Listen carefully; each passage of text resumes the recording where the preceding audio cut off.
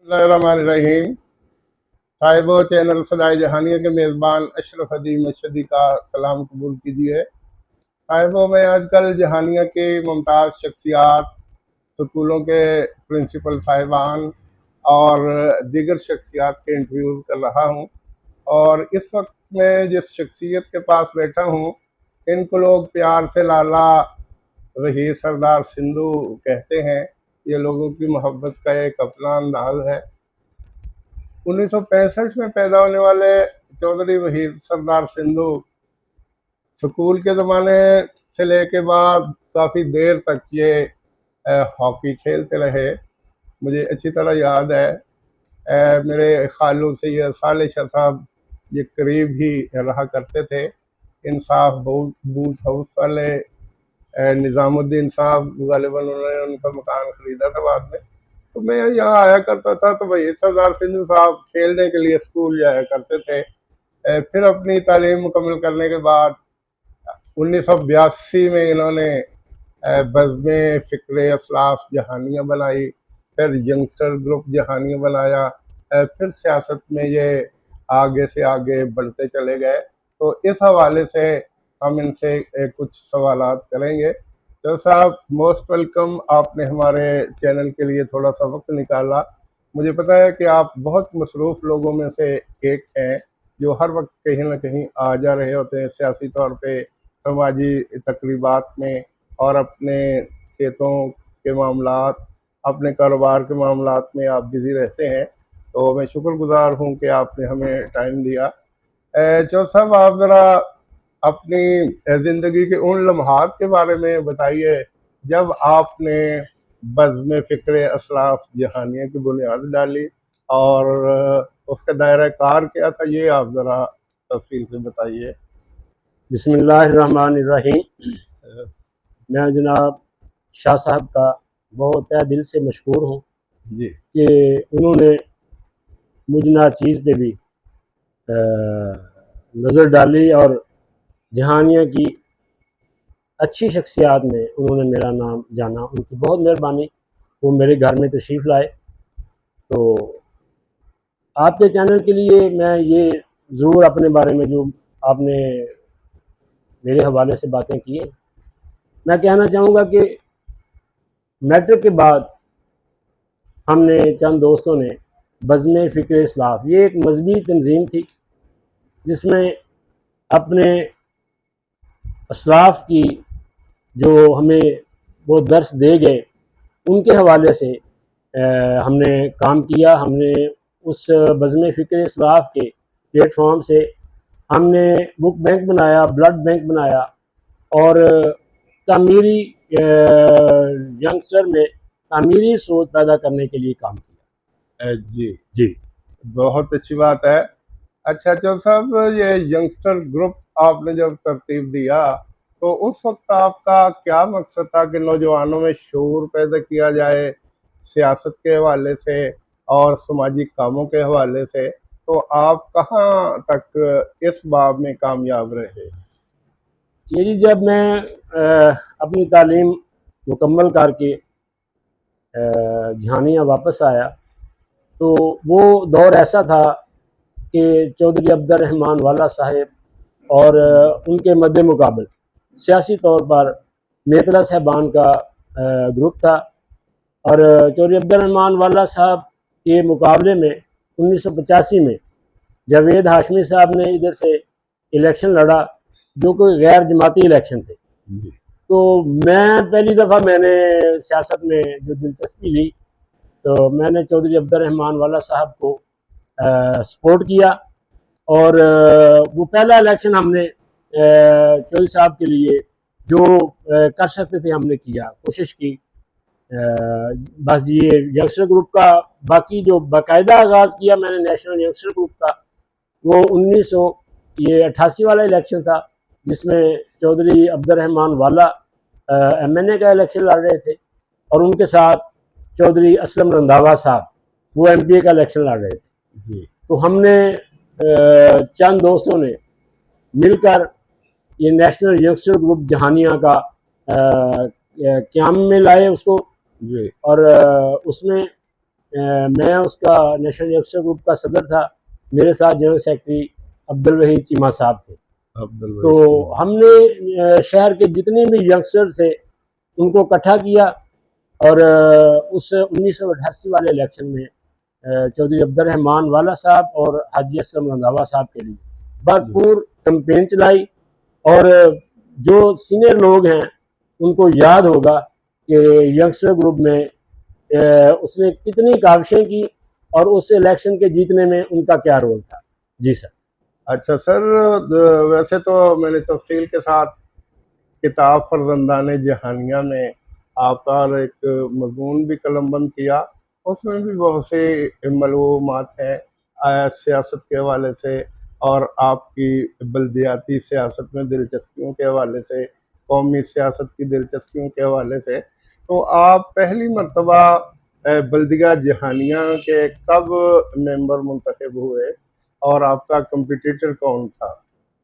मैंने पहला बल्दियाती इलेक्शन मोहतरमा रुबीना वाला साहबा जी, वो हमारी ग्रुप लीडर थी और उनके पैनल से मैंने 1992 वाला इलेक्शन जो बल्दियाती था उसमें हिस्सा लिया जी। और यकीन जाने कि मेरे ख्याल में शायद उम्र भी शायद पूरी ना होगी। अच्छा। 22-23 साल मेरी उम्र थी जी। तो मुझे मतलब कंसिडर किया गया और दोस्तों ने ग्रुप ने मुझे टिकट दी। अल्हम्दुलिल्लाह वो पहला इलेक्शन में मेरे मद्दे मुकाबल जो थे असलम गुराया साहब मरहूम, अल्लाह उनको जन्नत नसीब फरमाए। वो कोई मैं 22-23 साल का लड़का और वो 60-65 साल के बुजुर्ग थे। जी। तो अल्हम्दुलिल्लाह अल्लाह ताला ने मुझे दोस्तों की काविशों से कामयाब किया। ये मेरा पहला इलेक्शन था। अच्छा जी। दूसरा इलेक्शन 1994 में आपने दोबारा कंटेस्ट किया, तो उस वक्त की क्या सूरत-ए-हाल रही? बल्दियाती सियासत की अगर आप हिस्ट्री पूछें तो फिर मैं उसके बारे में आपको मुकम्मल बता देता हूँ जी। कि 1992 के बाद जो म्यूनसिपल कमेटी के चेयरमैन थे रौस दाकर साहब मरहूम, अल्लाह उनको जन्नत में जगह दे। और उस वक्त भी मैं अपोजिशन लीडर था जी। बड़े रौस साहब का। जी। रौस सादत साहब के वालिद साहब हैं जी। वो मेरे कोलीग थे और मौजूदा MNA MPA हाजी इफ्तिखार साहब और हाजी अतौर रहमान साहब, ज़ियाउर रहमान साहब के वालिद साहब हाजी नज़ीर अहमद साहब मरहूम, अल्लाह जन्नत में जगह दे, वो भी मेरे कोलीग थे। तो मुझे ये एजाज़ हासिल है कि शुक्र अल्हम्दुलिल्लाह कि अब के जो सियासतदान हैं इफ्तिखार नज़ीर साहब, रौस सादत साहब और चौधरी करमदाद वाला साहब, इनके वालिदैन के साथ मैं उनका कोलीग रहा, ये मुझे एजाज़ हासिल है। तो दूसरा इलेक्शन मेरा था 1998 वाला बल्दियाती जी। तो उसमें मेरा पैनल वाला ग्रुप ही था जी। उस ग्रुप से मैं दोबारा कामयाब हुआ। मेरे मुकाबले में अब्दुल अजीज ठेकेदार साहब थे जी। अल्लाह ताला ने मुझे कामयाबी दी और 1998 में भी मैं रौस सादत साहब चेयरमैन मुंतखब हुए और उनके मतलब अपोजिशन लीडर के तौर पर मैं मुझे वो चार्ज मिला जी। और मैं अपोजिशन लीडर फिर बन गया जी। अच्छा साहब, सबसे ज्यादा जो इंटरेस्टिंग बात है और जिसकी धूम अभी तक सुनाई देती है, गूंज भी सुनाई देती है, 2001 में जब नाज़िम और नायब नाज़िम के इलेक्शन ये मुशर्रफ दौर में शुरू हुए तो जहानिया में हाजी अताउर रहमान साहब और आपकी जोड़ी एक तरफ थी, आपका इंतखाबी निशान हाकी था, दूसरी तरफ राव सादत अली और हाजी मोहम्मद सलीम जरगर ये थे। तो दोनों ताकतवर पार्टियां थी। कहते हैं डायमंड कट्स डायमंड, लोहा लोहे को काटता है। बहुत बड़ा टकराव हुआ और जहानिया के हर घर के ऊपर, ये मैं BBC लंदन की रिपोर्ट आपको सुना रहा हूँ कि वहाँ बाकायदा सरवीन में तबसरा किया गया कि जहानिया में सबसे ज़्यादा, पाकिस्तान में सबसे कांटेदार मुकाबला जहानिया में हो रहा है और हर घर के ऊपर या चांद दिखाई देता है या हाकी दिखाई देती है। तो उसकी ज़रा आप तफसीलात बताइए। जी शाह साहब, उसके बारे में मैं ये बताना चाहूँगा कि हाजी नज़ीर साहब मरहूम और रौस दाकर साहब मरहूम, जी उन्होंने हमेशा ही सियासत इकट्ठे की है। जी 2001 में जब बड़े रौस दाकर साहब उन्होंने रिटायरमेंट ली और रौस सादत साहब को मौका मिला जी 1998 का, जी वो चेयरमैन मुंतखब हुए। जी तो जब 2001 के बलदियाती इलेक्शन आए जी और ये नाजमीन वाला दौर शुरू हुआ, जी तो हाजी नज़ीर साहब ने बड़े रौ साहब से दरख्वास्त की कि आप ऐसा करें कि अब हमें मौका दें हाजी अताउर रहमान को सिटी नाज़म का इलेक्शन लड़ाएं, जी जिसमें उनका आपस में वो समझौता ना हो सका और हमें वाला ग्रुप को मौका मिला। जी हमने हाजी अताउर रहमान से, हाजी नज़ीर साहब से मुलाकातें की जी और उनको तैयार किया जी कि आप शहर में हमारे साथ नाज़म का इलेक्शन लड़ें।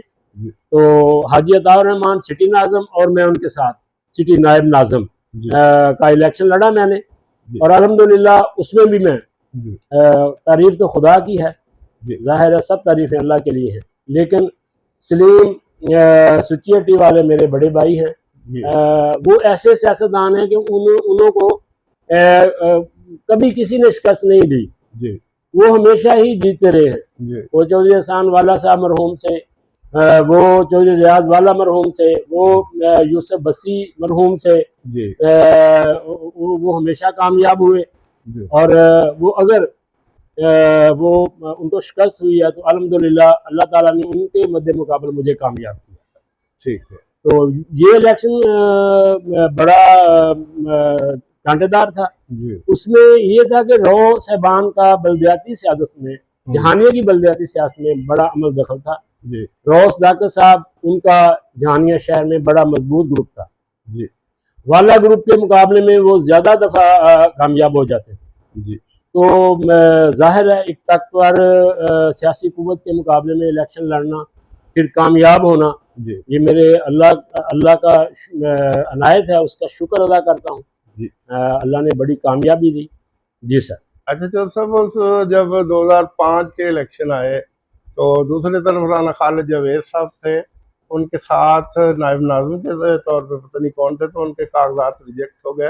फिर गुलशन ताहिरा वड़ाइच, जो अरशद वड़ाइच की बीवी थी वो, और पीर उस्मान शाह साहब एडवोकेट, ये आपके मुकाबले पर थे, तो उनको आपने आसानी के साथ शिकस्त दे दी। तो ये वो राना खालिद जावेद के साथ कौन थे इस ग्रुप के जिन दोनों के कागजात रिजेक्ट हुए थे? जी वो 2005 का जो बलदियाती इलेक्शन था, उसमें जब उसके पेपर फाइल हुए जी तो हाजी अताउर रहमान सिटी नाज़म के लिए और सिटी नायब नाज़म के लिए उनके साथ मतलब कम्बिनेशन मेरा था, जी और हमारे मद्दे मुकाबिल मोहतरमा रुबीना वाला साहिबा, जी वो सिटी नाज़म के लिए, और राना खालिद साहब वो अच्छा सिटी नायब नाज़म के लिए उन्होंने पेपर फाइल किए, जी जो कि उनके पेपर जो रिजेक्ट हो गए, मतलब हाई कोर्ट तक वो उन्होंने कोशिश की, लेकिन वो कामयाब ना हो सके। जी तो फिर उन्होंने हमारे मद्दे मुकाबले जो कुव्वतें थी, उन्होंने हमारे मुकाबले में गुलशन ताहिरा साहबा मोहतरमा, और उनके साथ उनके साथ उस्मान शाह वकील साहब, जी वो नायब नाज़िम का उन्होंने इलेक्शन कंटेस्ट किया हमारे मुकाबले में। जी अल्हम्दुलिल्लाह हमारे जहानिया शहर के लोगों की उनकी मोहब्बत है कि उन्होंने हमें भरपूर तरीके से कामयाब किया। जी सर। अच्छा जब आपके ग्रुप के साथ चौधरी करमदाद वाला शामिल हुए तो तहसील नाज़िम के लिए मिथिला ग्रुप के पास 8 वोट थे, आपके पास 4 वोट थे, तो वो कौन सा फार्मूला और गिदड़ सिंह ही थी कि जिसके बलबूते पर आपका ग्रुप कामयाब हो गया तहसील नाज़म उनको बनवाने में? चौधरी करमदाद वाला साहब हमारे ग्रुप लीडर थे। जी 2002 में जो जनरल इलेक्शन था उसमें तहसील नाज़िम थे चौधरी करमदाद वाला साहब, उनके साथ तहसील नायब नाज़िम मियाँ नवीद साहब थे। जी तो जब जनरल इलेक्शन आया तो हमारी तरफ से रिकमेंड किया गया एमएनए के लिए चौधरी इफ्तिखार नज़ीर को, जी वाला ग्रुप की तरफ से, जी और नीचे एमपीए के लिए मियाँ नवीद साहब को पीपल्स पार्टी की टिकट दी गई। जी तो मियां नबीर साहब ने जब वो तहसील नायब नाज़म की सीट पे रिज़ाइन किया, तो वो 3 साल अल्हम्दुलिल्लाह अल्लाह ताला ने मुझे मौका दिया। जी मैं एज अ तहसील नायब नाज़म 3 साल मैंने काम किया है। जी तो 2008 की बात आप कर रहे हैं, जी 2005 की, हाँ 2005 की आप बात कर रहे हैं तहसील नाज़म के इलेक्शन। जी तो उसमें नो डाउट के मलिक साहबान के नाज़म ज़्यादा कामयाब हुए थे, जी हमारे नाज़म कम कामयाब हुए थे। जी लेकिन उसमें अल्हम्दुलिल्लाह जो वोट कास्ट करने थे वो वोट कास्ट करने थे काउंसलर्स ने। जी तो हमने जो मेंबर थे, काउंसलर्स थे, वोटर्स थे, जी उन पे ज़्यादा कोशिश मेहनत की। जी सियासत है इसमें, जी सियासत में हर हरबा इस्तेमाल होता है। वो कहते हैं कि अच्छा मोहब्बत में और जंग में हर चीज़ जायज़ होती है। अच्छा, ये तो मेहनत उसमें मतलब ये कामयाबी मिली है। क्या ये मेहनत इन्वर्टेड कामाज में थी?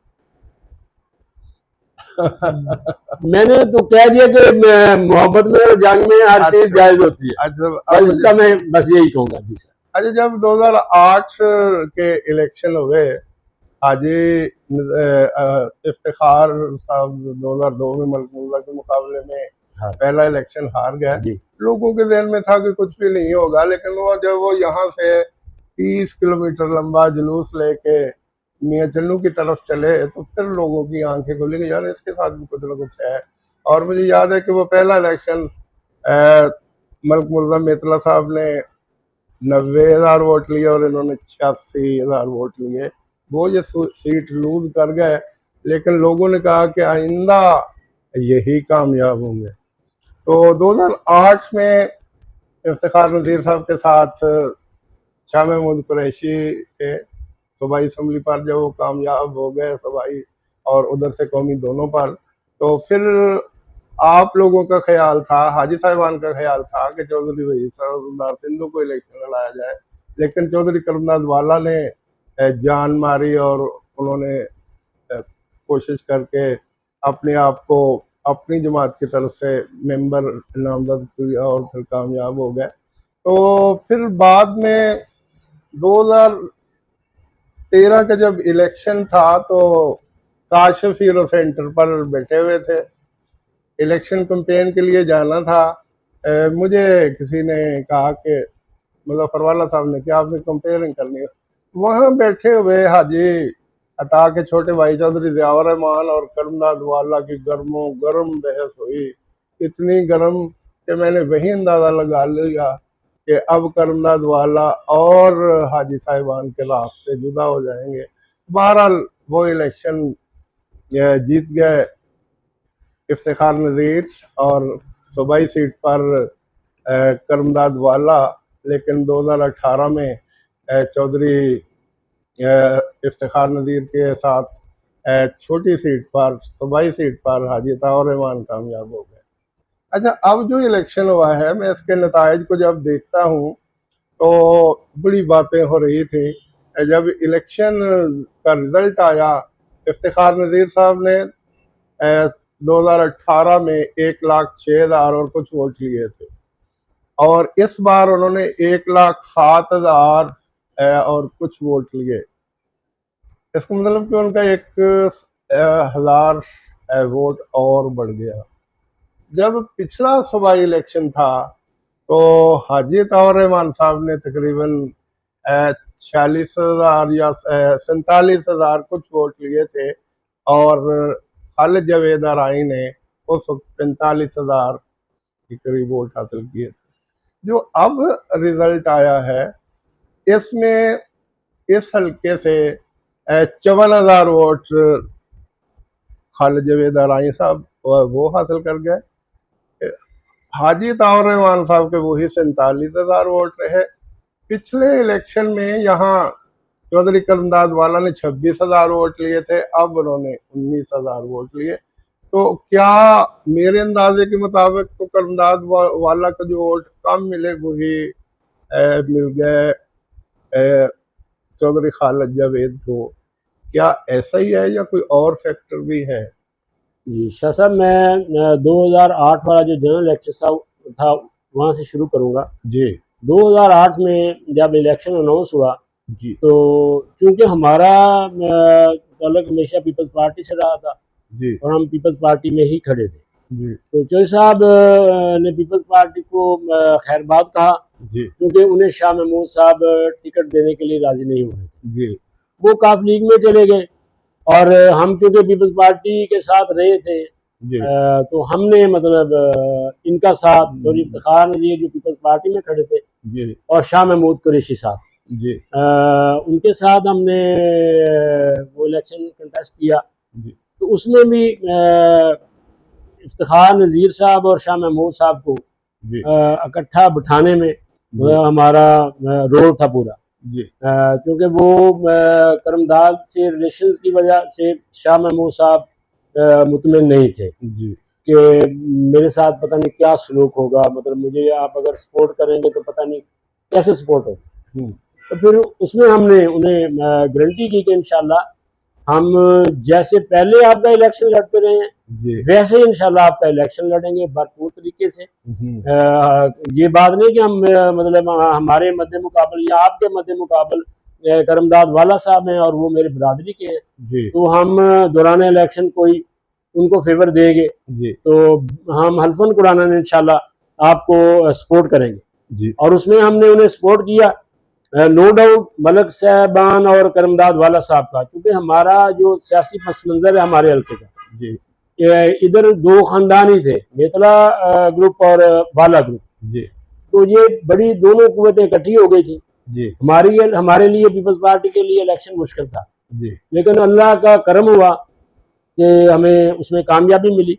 लेकिन उसमें मैं ज़रूर कहूँगा कि मोहतरमा बेनज़ीर भुट्टो साहबा का उनकी शहादत की वजह भी बनी, जी हमें मतलब हमदर्दी का उनकी वोट मिल हमदर्दी गया। का भी वोट मिला, जी अल्लाह ने कामयाब किया। जी तो उसके बाद जो 2013 में जो इलेक्शन हुआ, जी उसमें करमदाद वाला साहब को और इफ्तिखार नज़ीर साहब को, जी उनको भी दोबारा इकट्ठा करने में जो सियासी कुव्वतें उनको सबको पता है जी कि मैंने मतलब रोल अदा किया, जी क्योंकि टिकट जो है नून लीग की वो इफ्तिखार नज़ीर को एमएनए की मिल गई थी और एमपीए की चौधरी करमदाद वाला साहब।